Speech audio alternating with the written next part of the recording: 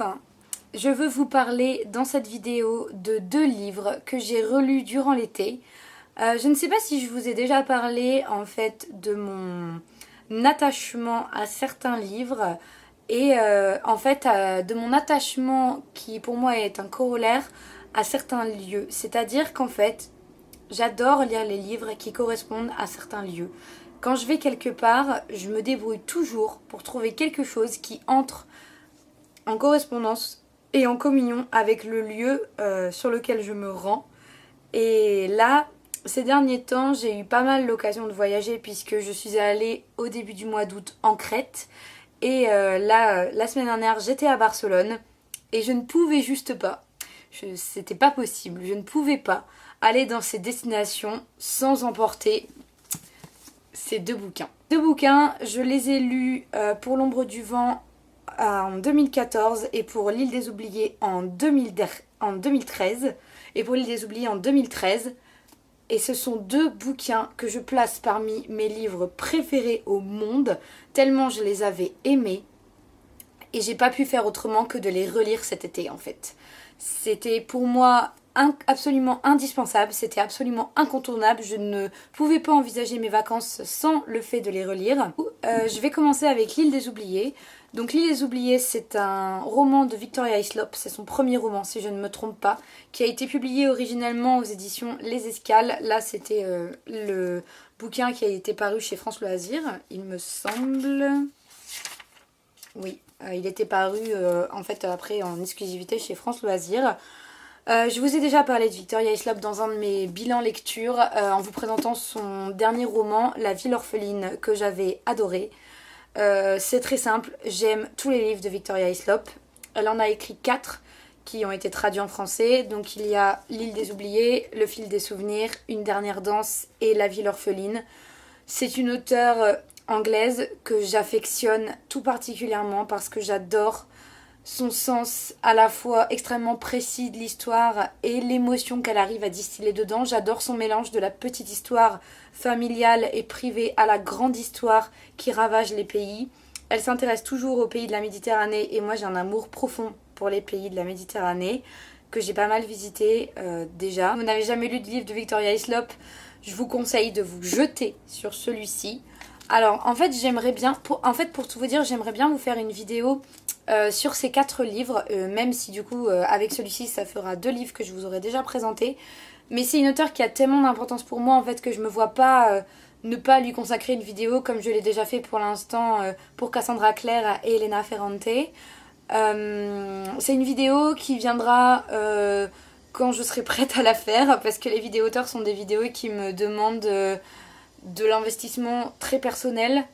C'est des vidéos dans lesquelles je mets beaucoup d'émotions et beaucoup de moi-même. Donc j'espère pouvoir vous la faire très vite, honnêtement. Parce que le fait de relire ce bouquin, ça m'a complètement fait retomber amoureuse de cet auteur. Donc L'île des oubliés, pour vous faire un pitch rapide, c'est l'histoire d'Alexis. Une jeune femme âgée d'une vingtaine d'années qui vit à Londres et qui en fait part en vacances en Grèce avec son copain. Et qui un jour se rend compte qu'en fait elle en a carrément marre de sa vie et qu'elle aspire à d'autres choses en fait que ce que sa vie actuelle lui propose. Et elle décide de partir sur les traces de ses ancêtres. Elle se rend dans le village de Plaka. Donc moi c'est là en fait où j'ai séjourné cet été. Et face à Plaka se dresse l'île de Spinalonga, qui en fait était une ancienne forteresse vénitienne et qui a été ensuite occupée par les Turcs et qui finalement au XXe siècle est devenue une léproserie. Et au fil de ces discussions avec une ancienne amie de sa mère à Plaka, Alexis se rend compte qu'un des membres de sa famille aurait péri à Spinalonga. Donc elle décide d'enquêter sur ses traces et elle décide de reconstituer le fil des souvenirs de sa famille parce que sa mère lui a toujours caché toute la vérité à ce sujet. Sa mère lui avait même caché plus ou moins son ascendance grecque, c'est pour vous dire. Elle décide donc de fouiller le passé, de fouiller l'histoire afin de reconstituer toutes les pièces du puzzle. Et je peux vous dire qu'une fois qu'elle les a reconstituées, bah ça fait mal. Voilà, c'est un bouquin qui est extrêmement puissant, qui est extrêmement violent dans les émotions et les sentiments qu'il suscite. C'est un bouquin qui est absolument magnifique, qui va vous faire rêver de la Grèce, qui va vous faire rêver de tout ce bleu, de toute cette mer et qui en même temps va vous prendre aux tripes tellement il est violent et tellement il est triste parce que c'est quand même l'histoire d'une famille déchirée sur plusieurs générations à cause de la lèpre. Notamment, pas que, hein, il y a aussi plein d'autres histoires qui se mêlent, des histoires de meurtre, de vol, de viol, de sang. C'est une tragédie familiale qui est vraiment magnifique et qui va se dérouler sous vos yeux, prise en même temps avec le spectre de la grande histoire, avec la guerre et notamment l'invasion de la Crète durant la Seconde Guerre mondiale. Franchement, voilà. Je ne peux que vous le recommander 1000 fois, tellement c'est un bouquin, moi, qui m'a marqué profondément. Et le fait de le relire cet été sur les terrasses de l'hôtel quand j'étais en Crète et que je pouvais contempler face à moi l'île de Spinalonga parce qu'on avait cette vue depuis l'hôtel, franchement, je peux vous dire que c'est un sentiment absolument indescriptible. J'ai vu Spinalonga face à moi pendant 10 jours et j'arrêtais pas de repenser à ce bouquin. Et bien évidemment, quand j'ai mis les pieds sur Spinalonga et que j'ai fait le tour de l'île, en plus il était très tôt, c'était un matin donc il n'y avait personne. Je peux vous dire que ça prend au trip parce que vous imaginez en fait les personnages du bouquin dans les rues, dans les maisons, enfin vous les voyez partout en fait. Et ça c'est un sentiment vraiment incroyable de lire un bouquin et de pouvoir se rendre sur les lieux de l'action. Franchement, coup de cœur absolu, mais ça depuis des années. Donc voilà, lisez-le et j'espère pouvoir vous faire très bientôt ma vidéo sur Victoria Hislop.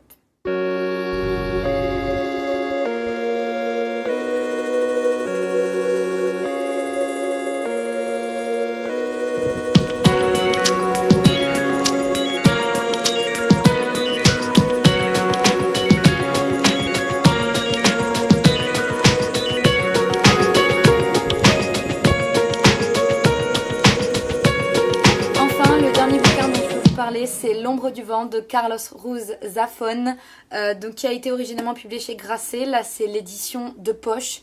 Alors L'ombre du vent, je vais vraiment pas m'apesantir dessus parce que je vais vous faire une vidéo sur Zafón. Là c'est absolument incontournable pour moi tellement c'est un auteur que j'adore.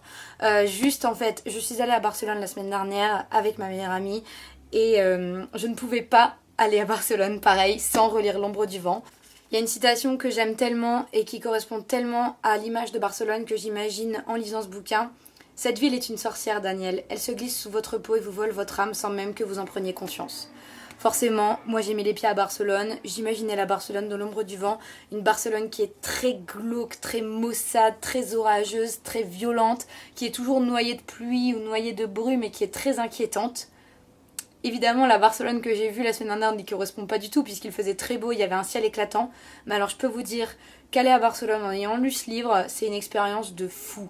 Surtout qu'en fait avec ma meilleure amie on s'était procuré un guide qui a été fait spécialement qui s'appelle Promenade dans la Barcelone de l'ombre du vent et où en fait vous pouvez retrouver tous les lieux qui ont inspiré L'ombre du vent et vous pouvez vous amuser à les chercher dans la ville. Nous c'est ce qu'on a fait pour certains, on n'a pas eu le temps de tous les faire évidemment parce qu'il y en a beaucoup. Mais franchement c'est une expérience incroyable. Donc juste pour vous faire un petit résumé rapide, ce bouquin se passe dans la Barcelone de l'après-guerre. Donc par un matin d'été 1945, un libraire, Monsieur Sempere, emmène son jeune fils Daniel au cimetière des livres oubliés. Donc c'est un lieu mythique qui se trouve dans la Barcelone, dans une Barcelone qui est complètement magique. Et il lui dit que là il a le droit de choisir le livre qu'il veut et de repartir avec. Le petit Daniel Sempere choisit un livre qui s'appelle L'ombre du vent d'un certain Julián Carax et il est très loin de s'imaginer qu'à partir de ce moment il va se trouver mêlé dans une histoire tragique vieille de plusieurs décennies et qui va lui voler toute son énergie, tous ses souvenirs et toute son innocence en fait. Ce livre va complètement le perdre et va le plonger dans une histoire d'amour, d'horreur, de sang, de violence, mais en même temps d'un amour pur et de folie qui ne le laissera pas indemne en fait et qui va bouleverser sa vie à tout jamais. Voilà, c'est un des bouquins les plus puissants que j'ai jamais lu. Franchement, si vous ne l'avez jamais lu, lisez-le. Après, c'est un livre qui est relativement connu, donc je pense que vous le connaissez. Honnêtement, si vous ne l'avez jamais lu, foncez parce que vraiment, il est sublimissime. Le style, pour le coup, je ne l'ai pas lu en espagnol, hein, je ne parle pas espagnol, mais le style, le bouquin est traduit par François Maspero, c'était un grand éditeur et un grand libraire. Le style est magnifique, mais vraiment. Et pareil, c'est un bouquin qui vous colle parfois des sueurs froides, parfois qui vous fait rire, parfois qui vous fait pleurer. C'est un bouquin absolument intense et qui va vous prendre, mais au plus profond du cœur. Mais vous pouvez même pas imaginer à quel point ce bouquin m'a retourné, moi, dans ma vie. Franchement, ça fait la deuxième fois que je le lis. J'ai lu quasiment tous les bouquins de Zafón et à chaque fois, ça me fait le même effet. Et là, je regrette de ne pas parler espagnol pour pas pouvoir le lire en langue originale. Voilà. C'est tout ce que j'ai à vous dire sur l'ombre du vent pour l'instant. Je vous en reparlerai bien plus dans la vidéo que je ferai consacrée à Zafón. Mais voilà.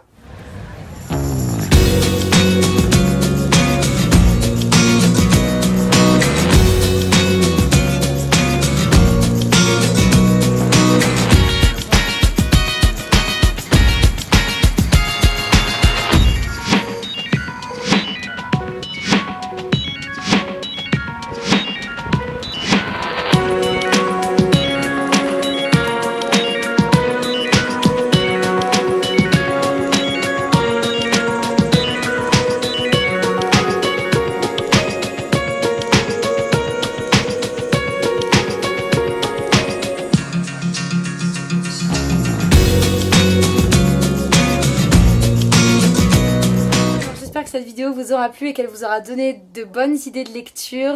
Moi en tout cas, c'était tous des bouquins que j'ai adorés. En attendant, je vous fais plein de bisous et je vous dis à très bientôt dans une prochaine vidéo. Ciao!